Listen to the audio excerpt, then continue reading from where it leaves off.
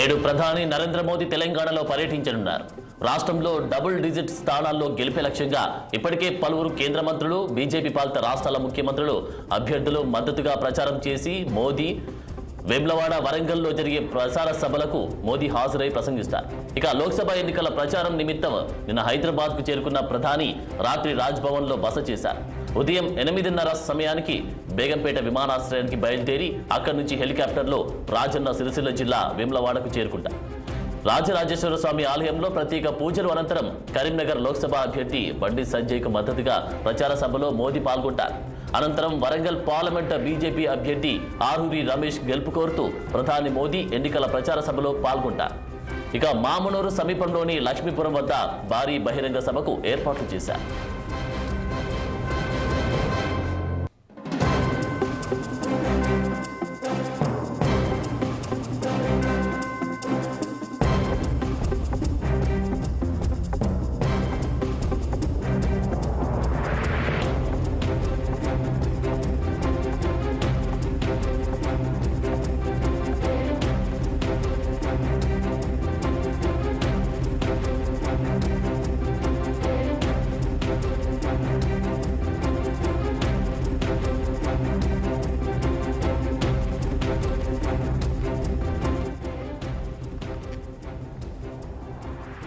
నేడు ప్రధాని నరేంద్ర మోదీ తెలంగాణలో పర్యటించనున్నారు.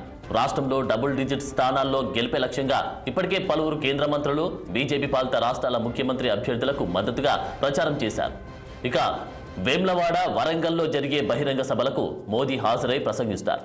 లోక్సభ ఎన్నికల ప్రచారం నిమిత్తం నిన్న హైదరాబాద్కు చేరుకున్నారు ప్రధాని మోదీ. ఇక రాత్రి రాజ్భవన్లో బస చేశారు. ఉదయం 8:30 సమయానికి బేగంపేట విమానాశ్రయానికి బయలుదేరి అక్కడి నుంచి హెలికాప్టర్లో రాజన్న సిరిసిల్ల జిల్లా వేములవాడకు చేరుకున్నారు. ఇక శ్రీ రాజరాజేశ్వర స్వామి ఆలయంలో ప్రత్యేక పూజలు అనంతరం కరీంనగర్ లోక్సభ అభ్యర్థి బండి సంజయ్కు మద్దతుగా ప్రచార సభలో మోదీ పాల్గొంటారు.